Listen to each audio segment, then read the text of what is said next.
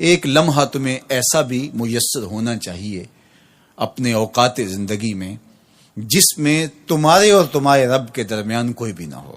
وَتَبَتَّلْ إِلَيْهِ تَبْتِيلًا، سب سے کٹ کے الگ تھلگ ہو کے بالکل یکسوئی کے ساتھ تم اپنی زندگی کے وہ لمحے اپنے رب کے ساتھ جوڑ دو۔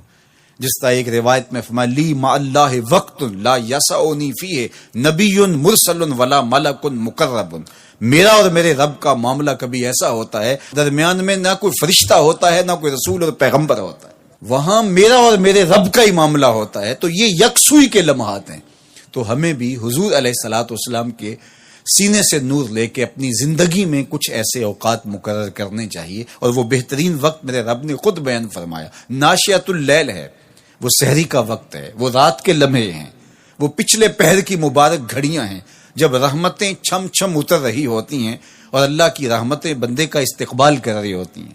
تو اس وقت اگر اللہ کے حضور کھڑے ہو کے ربط قائم کیا جائے تو وہ اللہ کے ساتھ جڑنے کا بہترین وقت ہے۔ اور نماز میں تبتل ہو، جب ہم نماز پڑھ رہے ہوں تو مکمل انہماک رب کے ساتھ ہو۔ سیدنا علی المرتضیٰ رضی اللہ تعالیٰ عنہ کے بدن میں تیر لگا ہے اور وہ نماز میں مصروف ہیں اور تیر نکال لیا جاتا ہے، جب سلام پھرتا ہے تو پھر آپ کو پتہ چلتا ہے کہ یہ تو جو ہے وہ تیر تھا جو نکال لیا گیا۔ تو یہ انہماک ہے، رب کے ساتھ انہماک۔ اور وہ فرمایا گیا حدیث جبریل میں کہ اپنے رب کی اس طرح عبادت کرو کہ گویا تم اسے دیکھ رہے ہو، اور اگر یہ کیفیت پیدا نہیں ہوتی تو کم از کم یہ کیفیت تو ہو کہ وہ تمہیں دیکھ رہا ہے۔ فَاتَّخِذْهُ وَكِيلًا، اور اسی کو کارساز بناؤ، اسی پر توکل، اسی پر بھروسہ، اپنے امور اسی کے سپرد کرو۔ جب اپنے امور اپنے رب کے سپرد کرنے کا مزاج پیدا ہو جاتا ہے، زندگی سوکھی ہو جاتی ہے۔ تدبیر کریں، اس کے لیے حکمت عملی ضرور آپ وضع کریں، لیکن کچھ کام کر کے اللہ پہ چھوڑ دیں۔ اور توکل بھی یہی ہے کہ آپ گھٹنا بھی باندھیں اور سپرد اللہ کے کر دیں، اسی کی طرف سے کام ہوتے ہیں اور وہی کارساز حقیقی ہے۔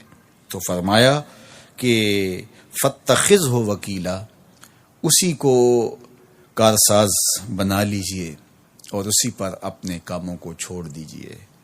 جو کشتیاں اس کے نام پر ڈال دی گئیں وہ ڈوبتی نہیں ہیں، وہ منزل تک، ساحل تک پہنچتی ہیں۔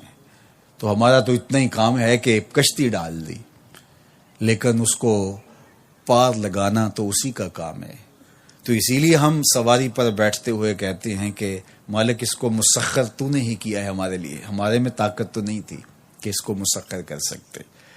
تو یہ اس کے کرم سے ہوتا ہے، تو وہ اگر چاہے تو کوئی مشکل نہیں ہوتی۔ تو اس لیے اپنے کاموں کا کارساز اسی کو بنایا جائے۔